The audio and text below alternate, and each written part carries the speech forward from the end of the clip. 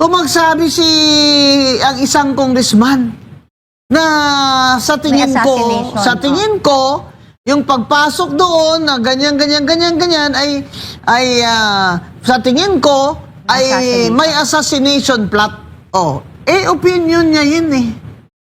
Ano naman ang masama diyan? Sinabi ba niya na I order these people to assassinate so and so?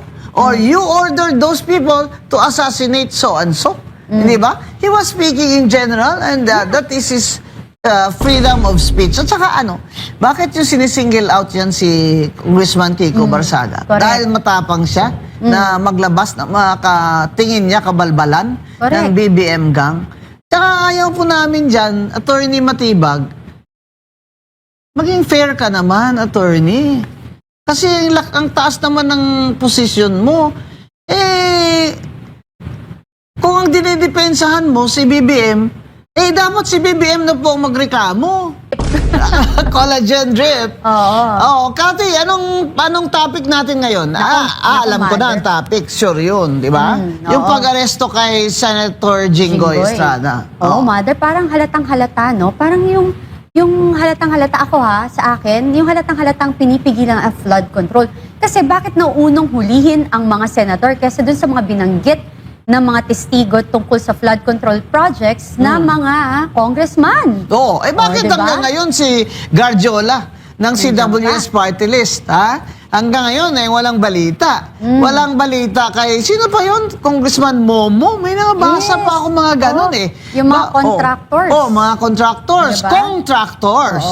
Hanggang ngayon wala. Inuuna ang senador, si Senator Revilla. Ayun naman si Senator Jinggoy. Tsaka yung crush mo, Kati, na si Remulla. Ano ba nangyari doon?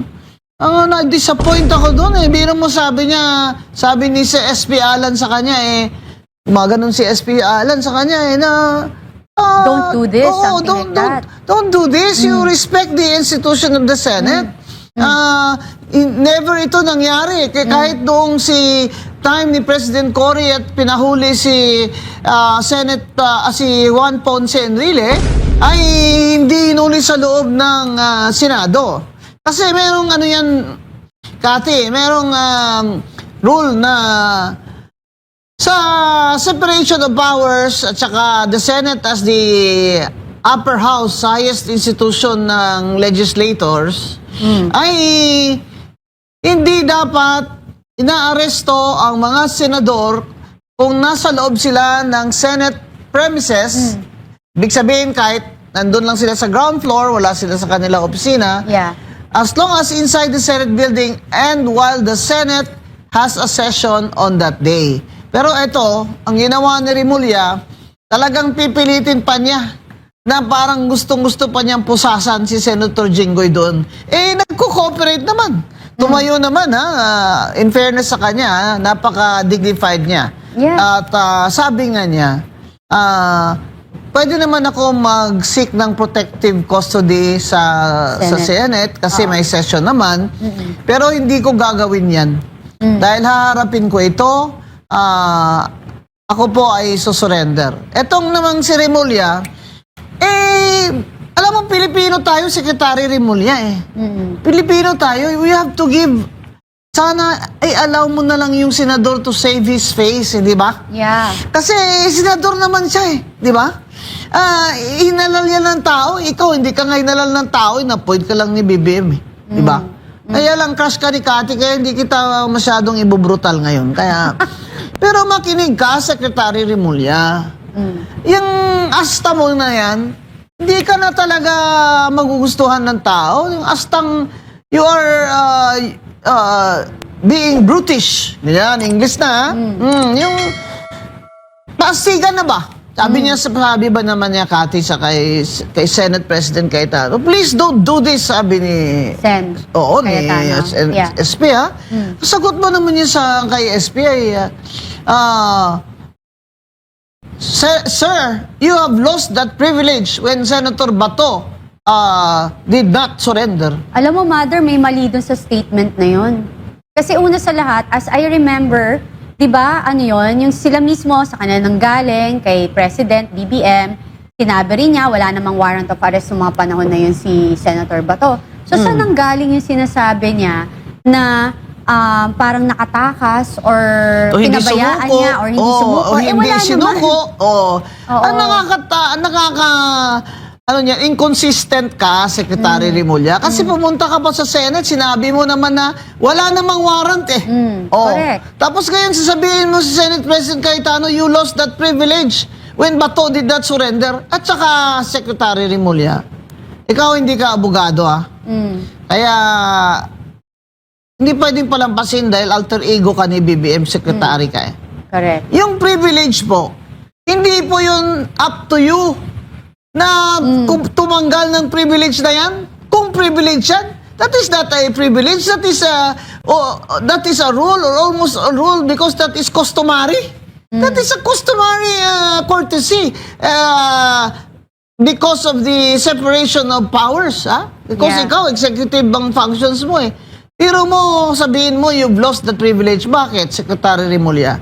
Ikaw ba nagbigay ng privilege na yan? Kaya ikaw ang pwede ring bumawi? Exactly. Hindi po kayo pwedeng bumawi ng privileges at rights namin. Dahil kung yan po ay nasa batas, di po ba? At yan po ay nasa prinsipyo ng demokrasya, hindi po ninyo yan basta-bastang mabawi sa amin. Kaya ayaw na ayaw ko yung sabi mo, you lost that privilege when you're... Alam mo, nagpapa-presidential effect itong si Rimulya, si John Vic eh. Alam mo, hindi na. Sinabi mo na walang warrant of arrest si Estrada. Ngayon, sasabihin mo na you lost that privilege when Senator Bato. When yes. Senator Bato de la Rosa did not surrender. Okay lang, Mother, kung talagang nung mga panahon na yun nga is yung may talagang warrant of arrest. Wala diba? naman eh. Si Trillanes lang daw ang may hawak ng warrant of arrest eh. Saka, tingnan mo naman yan kung talagang pipilitin nila ni Senate President Cayetano, pipilitin ipasok sa kwarto si Senator Jinggoy and will declare, the Senate President will declare he is now under our Senate protective custody. You wait for the Senate, the session to adjourn. O di ilang araw pa yon, di ba? Ganyan. Pero hindi nag-resist si Senator Jinggoy Estrada. Hindi siya nag-claim ng kanyang yun ang privilege niya sa Senado. Yun ang tinatawag na privilege niya sa Senado. At hindi yan pwedeng si Rimulya ang makaka-take away niyan. Kung talagang protective custody siya doon ni SP Alan Cayetano, anong gagawin ni Secretary Rimulya? Wawasakin niya?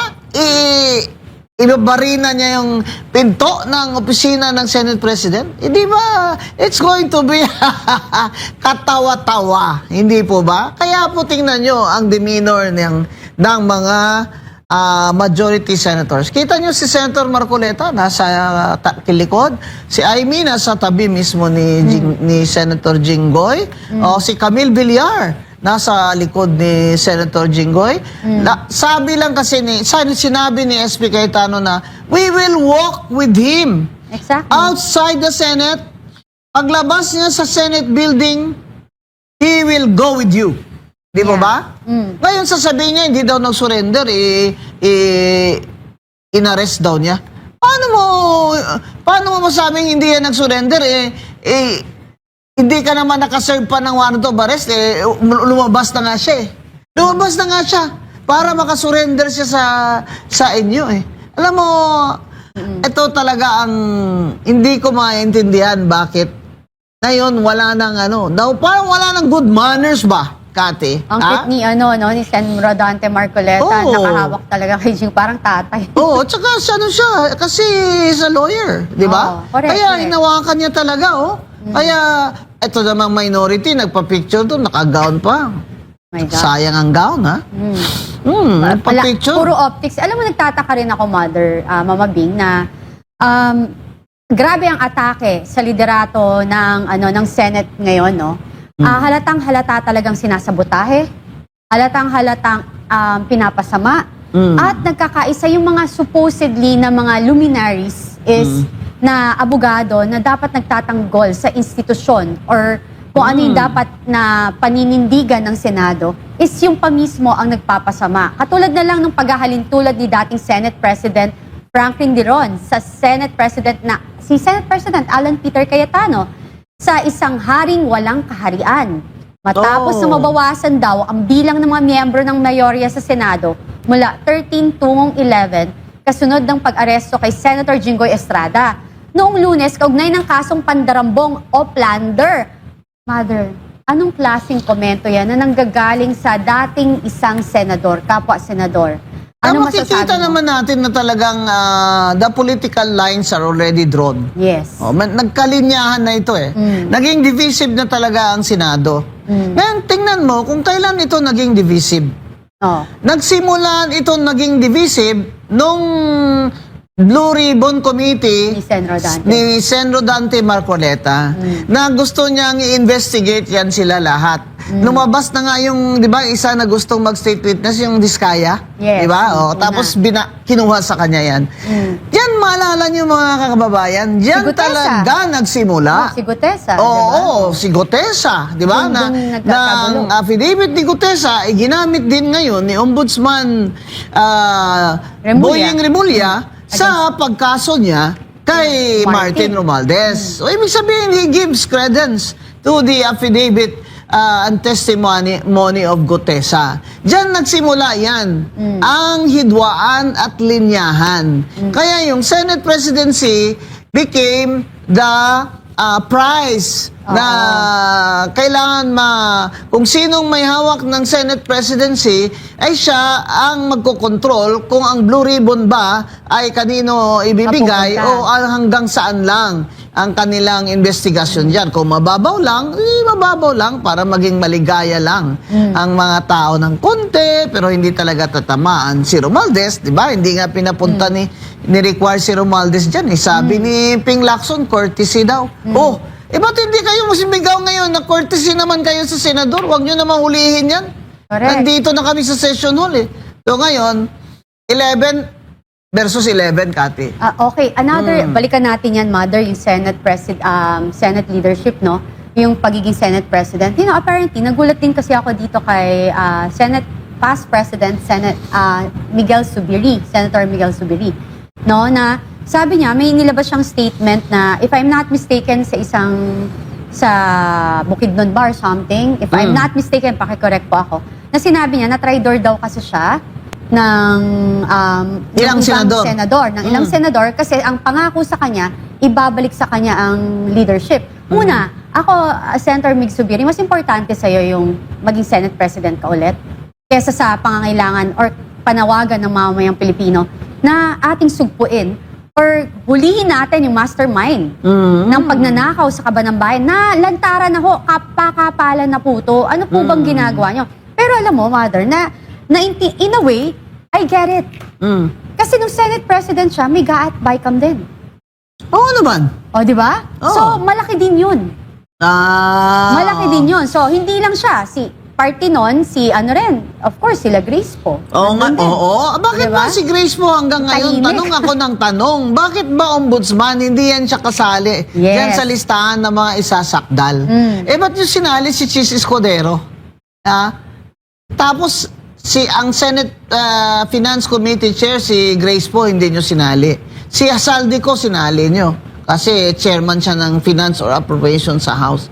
Ang sinasabi lang namin, Ombudsman, baka naman pwede walang exemption. Hindi selective. Hindi selective. Kasi, tingnan nyo ginagawa nyo, inuuna nyo yung oposisyon ng mga senador, hindi ba? Kasi ang target talaga dyan, sa tingin ko, mga kababayan, yung hindi lang yung impeachment kasi alam na nila na hindi sila makakuha ng 16 votes, Kati. Correct. Ang target talaga dyan ang Senate presidency dahil yun ang susi sa flood control na investigation. Ayaw nila si Senator Marcoleta dyan, hahawak dyan. Baka may mabubuking dyan. So, it's 11 versus 11.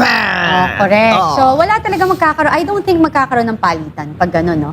At saka, Mother, meron pa. May binanggit kasi si Assistant Ombudsman Nico Clavano. Sabi niya, hindi dapat paghaluin ng politika at pananagutan sa batas sa kaso ni Senator Jinggoy Estrada. Ginawa ni Clavano ang payag bilang tugon sa sinabi ni Estrada bago siya isinuko sa Sandigan Bayan. kung saan iginiit dito na inalok umano siya ng pagpapaalis sa mga kasong kinakarap kapalit ng pagtalikod sa mayoryang bloke na kaalyado ni Senate President Alan Peter Cayetano. Ito Alam pala mo- yung sinasabi nila na may lilipat na isa. Oo. Para kanila naman yung majority. Yes. At binulgar ni Senator Amy na tinatawagan ng may tumatawag sa mga senador, threatening them na yung mga kaso nila or tutuloy yung mga kaso nila pag hindi sila lumipat. No? So,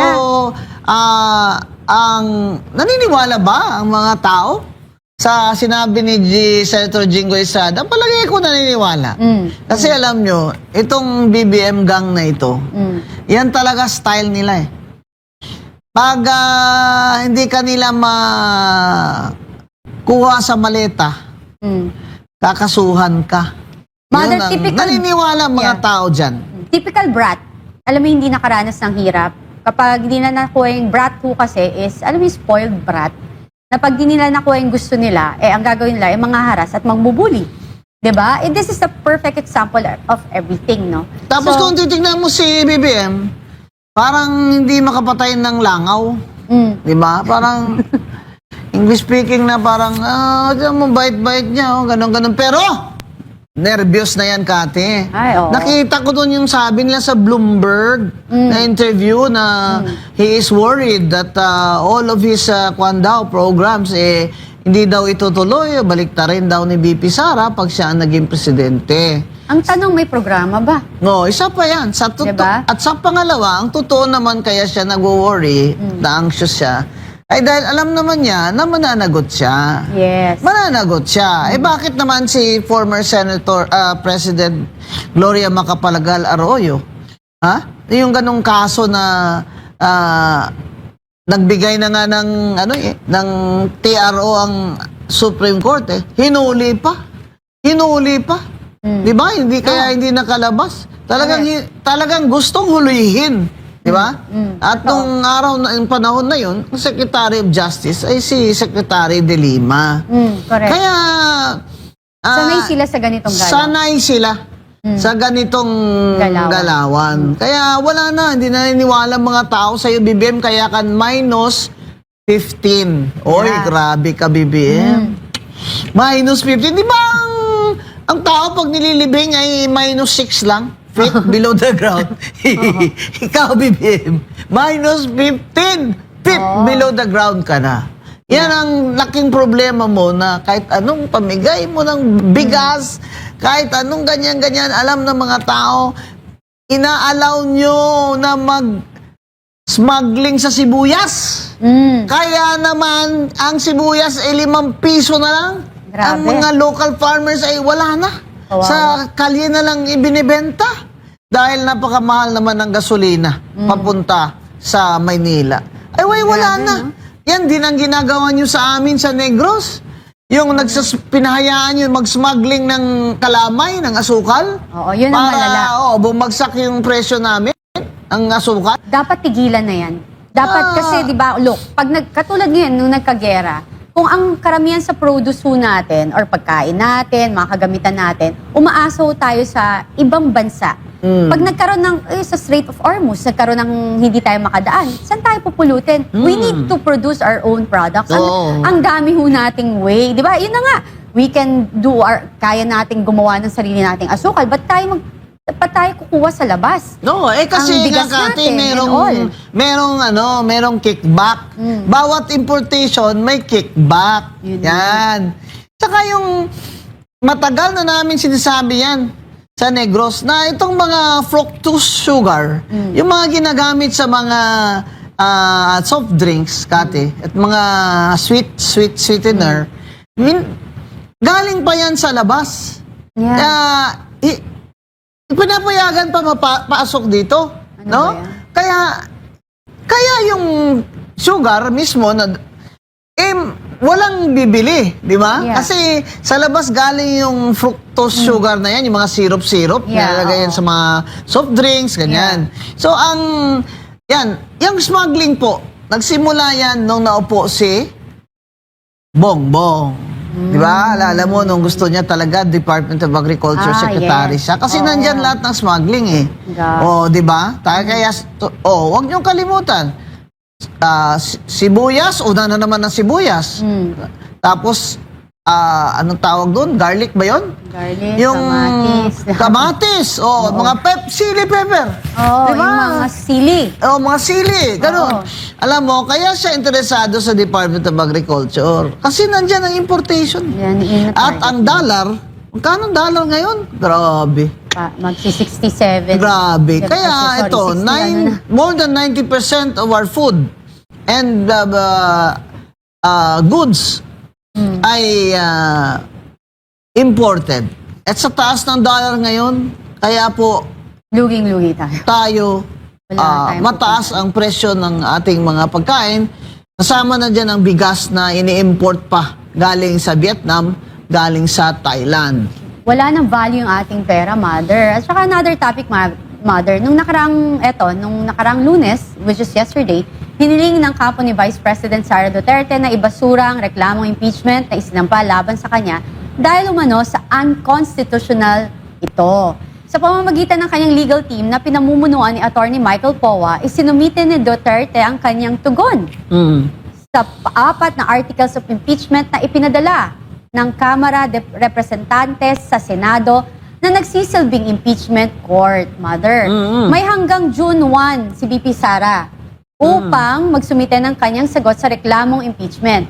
Ayon kay Poa, isa sa prayer nila ang maibasura ang mga paratang. May mga Oo. depekto o infirmities daw ang impeachment case laban sa Vice Presidente. Totoo yun eh. Kitang-kita naman natin Maleta-maleta, Kati.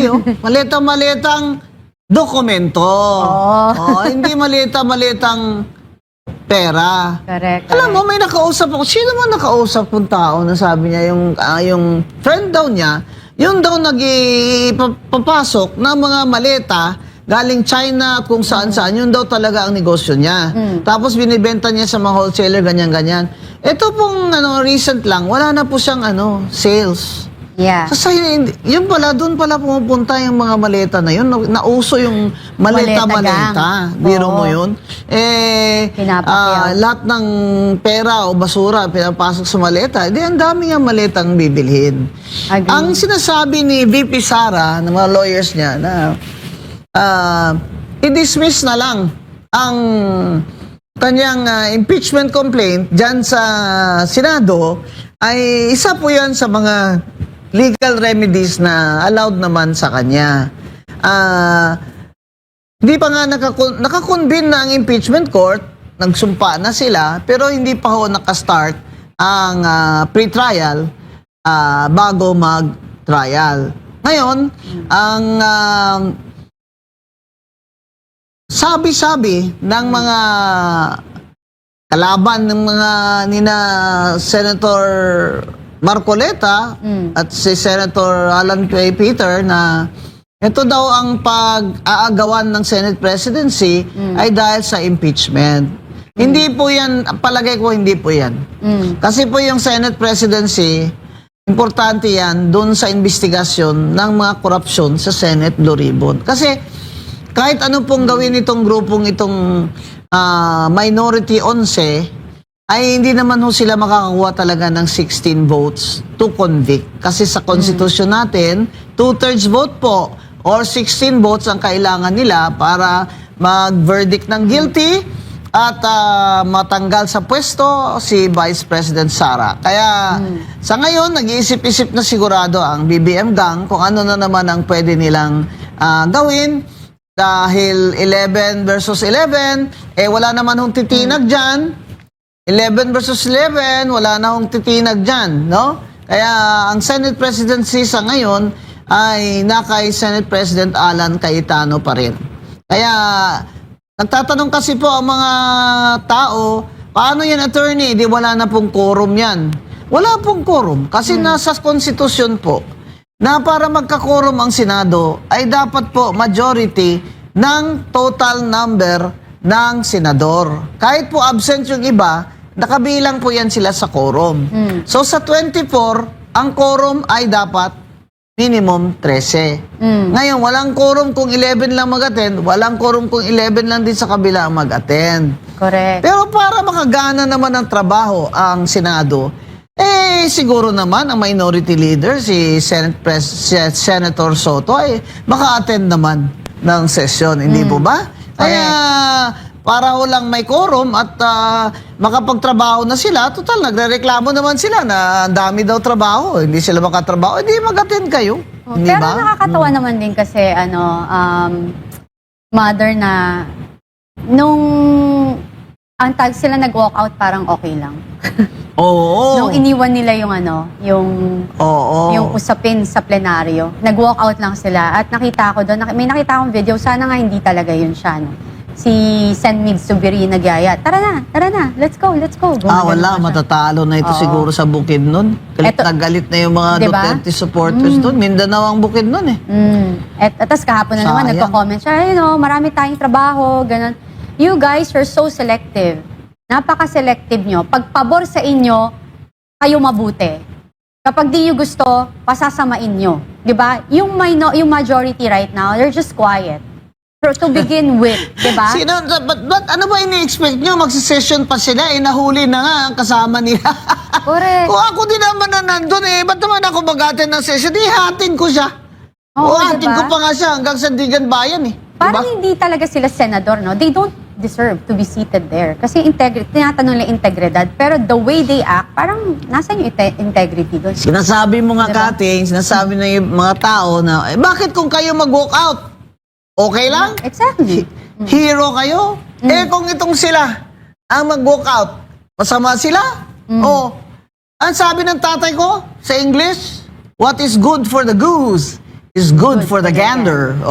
English yan ha. Tsaka yung English speaking na kailangan na may twang ha. Kati, alam mo, dapat British? nauso na itong twang-twang. Yung British? Ano ba itong mga abogado ngayon meron ng twang? Oo nga, naalata ako. Huwag kayong ganyan, huwag kayong ganyan. At hindi lahat ng magaling mag-English matalino, ha?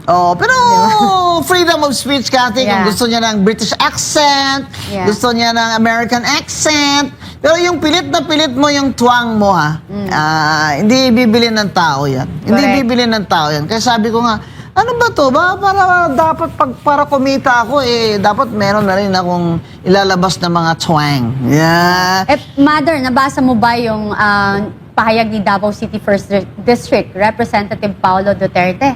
Si Kong Paulo po Duterte, na nanalo si PBBM sa presidential race noong 2022 dahil sa kanyang naging oo. katambal sa pagtakbo na si Vice President Sara Oo Duterte. naman, kaya natalo kami. Sabi nga po ni Kong Pulong, and I quote, tungkol sa sinabi mong wala kang sa pagtakbo kasama si Vice President Sara Duterte, tama ka dyan. Wala ka talagang dapat pagsisihan dahil simple lang ang katotohanan. Kung wala si Sara Duterte, hindi mo sana napanalunan ang halalan sa ganoong kalaking lamang. Correct. Kasi Diba? nung tumakbo siyang Vice President yan si Bongbong, against VP Lenny, nasa Commission on Elections pa ako, commissioner ako. Lamang na lamang sila dun sa Ilocos, siyempre, bayan nila malaki. yun, di ba? By 200,000 something votes. Pero ang lamang kasi ni Lenny sa bayan ko sa province ko, sa kay Bongbong ay 600,000 votes. Imagine, Layo. the margin. Ang lamang ni Ram Marojas against Duterte was 500,000 votes, pero ang lamang ni Lenny sa kay BBM was 600,000 votes. Yan. At syempre sa Mindanao, nang na-cover ng Negros yung Ilocos votes, ang Mindanao naman ang sumulpot na nagbigay ng panalo kay BP Lenny by more than 200,000 votes. So ibig sabihin, BBM, kung hindi ka naman sinamahan ng mga Duterte, Hindi ka mananalo. malamang hindi ka nga nanalo Oo. Di ba? Kasi, paano ka naman mananalo kung yun lang ang baluarte mo, di ba? Correct. Ang lakas-lakas na rin ng pool ni Lenny nung sa huli na di ba? Grabe na yung mga rally, grabe na yung bandwagon. At saka napansin ko pala sa kampanya, yung ayaw hawakan ni BBM yung kamay ng tatay ni Migs. Ni Mig Zubiri? Oo, nakita ko yun. Bakit kaya ganun? Parang may galit siya. Natalo yun, di ba? Oo, natalo. Oo, natalo yun. At saka, Mother, babalikan ko, may nagpo-float kasi, ewan ko kung totoo to, na si BBM daw, balak tumakbong Vice President, tapos Presidente daw po si Mayor Lenny Robredo. Naku, So, may nagpo-float po, may lumulutang ho na ganyang story. Napaka, ano yan yung mga... I don't think Lenny will, Mayor Lenny will do that. Diba? Para naman siyang nagpakamatay. Oo, parang namang lulukoy nyo na naman kami, kagaya nung dati na pag nanalo si Bongbong, isusoli ang mga ay magbabaha ng pera dahil lahat ng mga yaman nila ipamimigay nila sa mahihirap. Alam mo, kayo... you can fool the people once, but you cannot fool them all the time. Every time. Saka, ano naman gagawin ni Lenny sa iyo? As Vice President mo, niya? Oo. Bakit pa siya tatakbo? Hindi ba? Kung ikaw lang din pala ang amo. Ay, Ang nako, hirap. BBM. Baon sa utang. Oo. Bibigay, papasa mo yung problema. Oo, kaysa naman doon na ang galing-galing na ng Naga. Naging highly urbanized na nga di ba? Correct. She can do a lot there. And that's really her first love, I think, is local government. So, huwag kayong maniwala dyan. Dahil yung mga survey daw ay malapit na daw mahabol si Lenny, ganyan. So, si Lenny, pag may Marcos, mananalo, di ba? Actually, yan din ang dream yata ng mga ibang kasama dyan ni... Kunyari, si Trillanes. Si Trillanes, di ba? Siya yung nagpo-promote niyan Si Trillanes nagpo-promote niyan na sumama na lang ang Lenny at Marcos. Together. Ay, nako, kawawa kayo. Parang, yan ang totoong kain suka. Correct. Maling-mali. Wag niyo po asahan yan. At unfair na yan kay Mayor Lenny na pinupush nyo. Tapos, pag parang Sa hindi huli. naman mananalo, iwanan nyo. Di ba? Parang dapat naman sana ay isipin ninyo na kung ang panalo lang ang iniisip ninyo, kahit ano pa si Marcos, ganyan na. Kasama ang nangyayari sa ating ekonomiya at sa ating bansa, magmamarcos kayo. Para lang, wag si Sara Duterte manalo. Mother, Maling-mali naman po yan. Dapat isipin po ninyo ang bansa natin. Mother, may iba tayo. Nakita ko kahapon sa Senado, may mga bisita doon sa VIP section area. Naglabas sila ng mga placards. Is it, bawal yun, di ba? Hindi tama Tatagal yun. ko dyan sa Senado noon, I was Chief of Staff of Senator Miriam Santiago. I was also acting COS of Senate President Angara bago ako nagpuntang Harvard. Naging consultant pa ako dyan Sa first time ko nakita yan, na inalaw yung may placard. Di ba? Parang sa akin pambabastos. At saka ang nakakapagtaka doon, bakit? Eto ako dati, Mother, naintindihan ko na merong anti-administration, yung mga makakaliwa na yung dating totoong paglalaban, ngayon hindi na Kasi nakita ko talaga yung aspeto ng divide and conquer at panggugulo.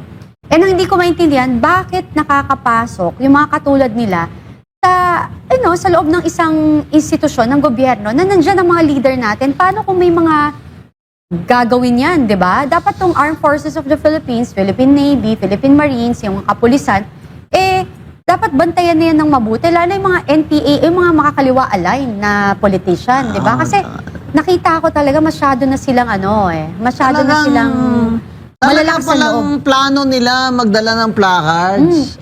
Sino nagpapasok? Kaninong bisita ang mga yan? Syempre bisita nila yan, kinakamayan nila.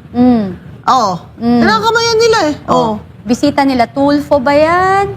Nila Kiko Pangilinan, ni Alam Mig niyo, Zubiri, mahirap lang kasi sagutin Sherwin itong mga Gatchalian. matatanda na Kasi baka sabihin nila, bastos naman ako pag sinagot ko yung mga ito Ang ayaw ko lang dyan, yung they're calling for the resignation of Senate President Alan Peter Cayetano while inside the Senate. Not only that, bakit ang ingay-ingay nila ng pag-resignin yung Senate President ngayon na si Senator Alan Peter Cayetano? Pero bakit ang tatahimik ninyo sa nakawan sa gobyerno? BBM resign. Di ba? Ipinapa-resign nyo si Alan Peter, Pero never kayo nagsasabi na BBM resign. Exactly. Di ba? Diba? Na si BBM naman ang punot dulo nitong mga nakawan na ito. O bakit di nyo rin yung mga kasamahan nyo dyan sa Kongreso? Kung talagang ang pinapanindigan nila is para sa bayan at pagmamalasakit sa taong bayan, eh bakit hindi rin nag-iingay sa Kongreso? Siguro ang solusyon dyan talaga, Kati, Oh. snap election. Ako din. Sabi, Diba? kung ganyan naman kayo na ayaw nyo naman sumigaw ng BBM resign, pati nga doon sa EDSA, binawal nyo kami. Totoo. Kaya nga hindi na ako pumunta. First time, hindi ako pumunta eh. Mm. Yung mga tao doon na di pa yata tao yun nung nag-EDSA kami eh. Sila na ngayon namumuno doon. Ayaw ng BBM resign. Oh. Ay, ganito na lang. Tayong lahat, sabay na lang tayo, magsigaw tayo ng snap election na lang. Di ba? Eto. Sige, snap election na lang, pati senador. Yung national offices kasi ang congressman local yun eh. Di ba? Local yun. President, vice president, lahat ng senador, snap election tayo. Lahat tayo sigaw ng ganun para fair. Di ba? Tama. Snap election din yung pati ang posisyon ng vice president. Open lahat. Kaya para naman po, fair naman po na ang problema talaga natin ngayon ay ang corruption, inflation, Diyos ko, smuggling.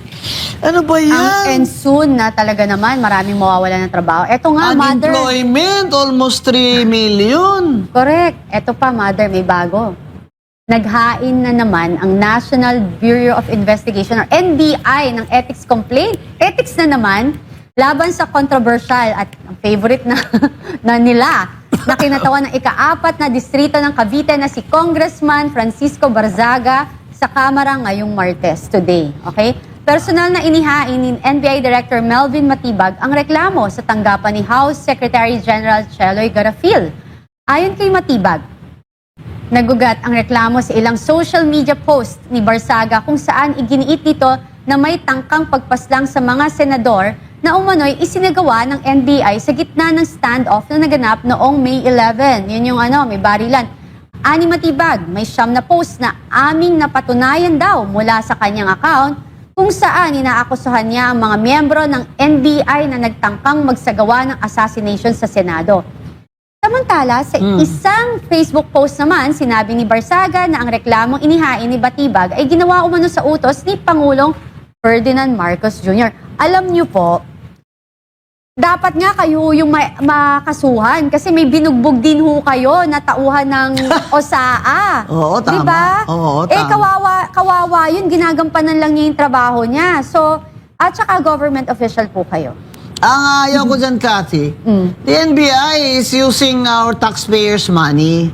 They're being paid by the taxpayers. Alam mo, malaking argumento yan sa ibang bansa like the United States. Oo, bawal na pag yung mga ahensya ng gobyerno ay gumagawa ng mga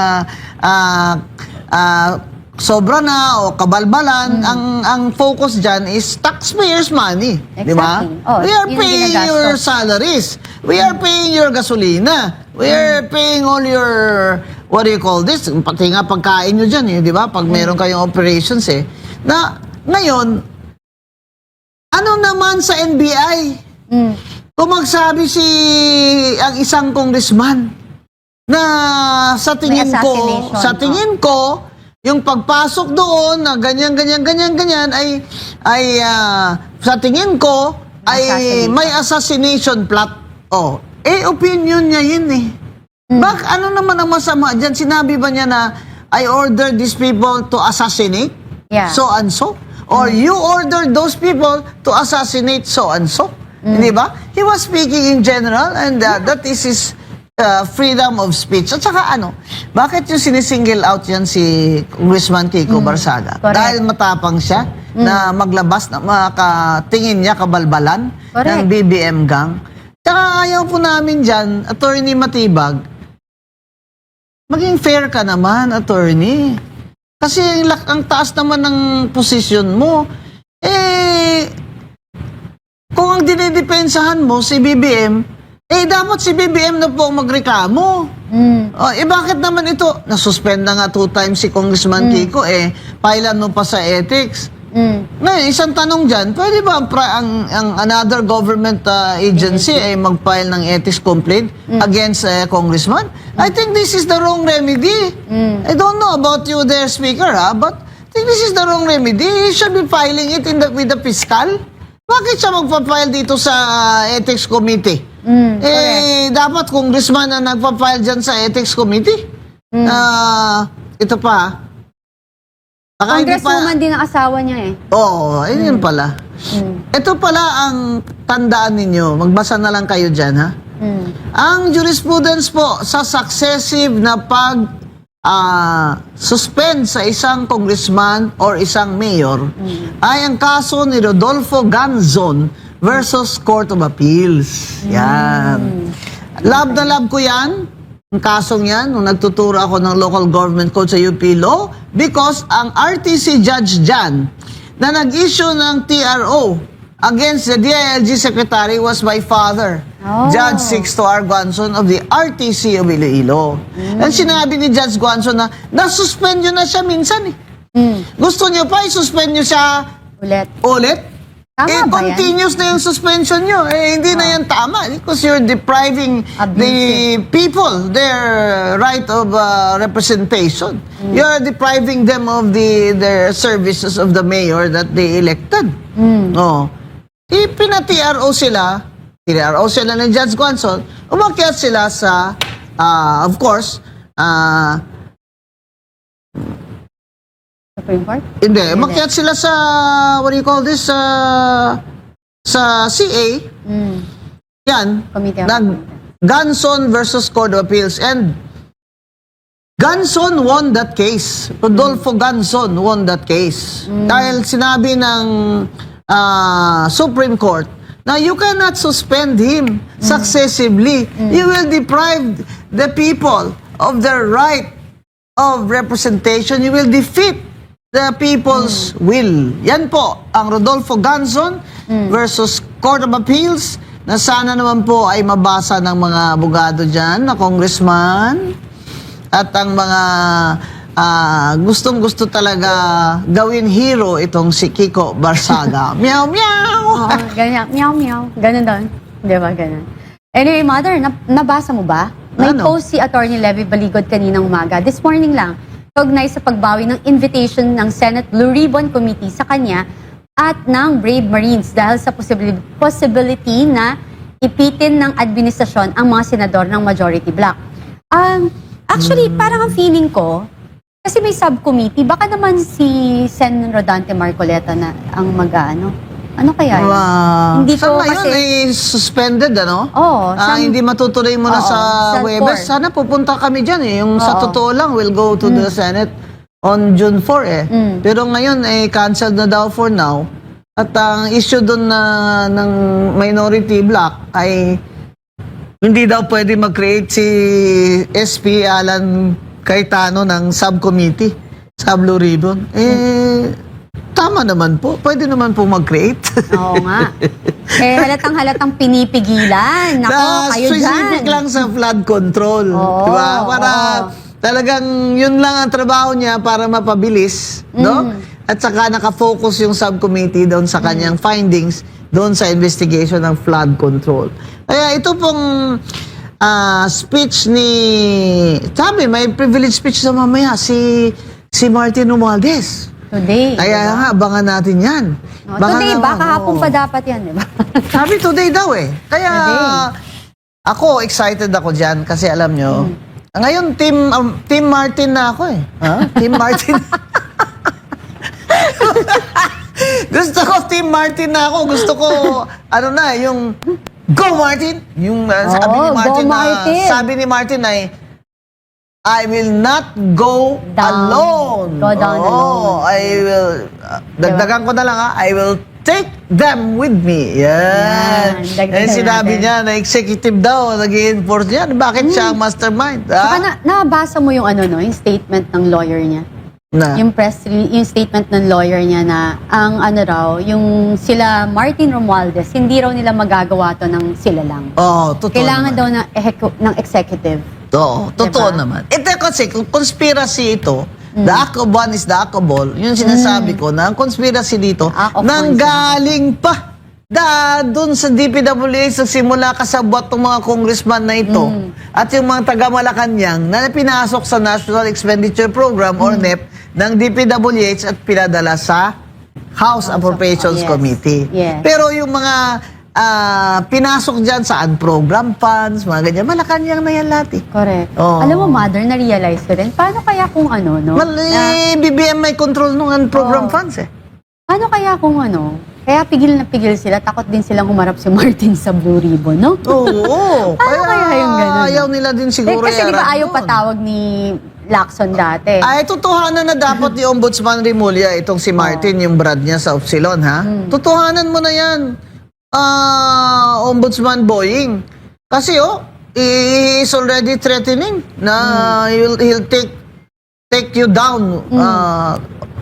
I will not go alone, sabi niya. I will take them with Everyone. me. Yeah. I'll take you with me. Marami akong alam sa administrasyon na ito, sabi niya. correct. Bay, kung ganyan, talagang hinahamon ka niya. But, sabi niya, executive daw ang may kagagawa nito. Hindi nila magagawa ito on their own na wala executive. But, totoo naman. Correct.